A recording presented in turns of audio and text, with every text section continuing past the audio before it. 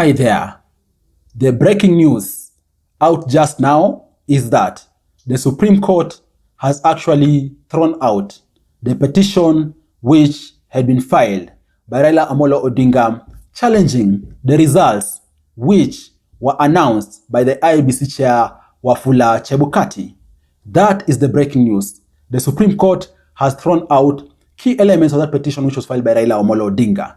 What this means, of course, the Supreme Court has pointed out some issues with regards to the electioneering process, but this doesn't invalidate the results which were announced by the IEBC chair. So what this means is that Dr. William Samoei Ruto, who was declared the President-elect of the Republic of Kenya, is actually going to be sworn in within the next 2 weeks. And according to the law, this needs to happen the second Tuesday, on the second week after this finalization of the petition. So guys, that is the breaking news just out. What do you think about it? Do you think the ruling has been fair? Drop a comment down below in the comment section. Do you think, for example, the Supreme Court could have ruled otherwise?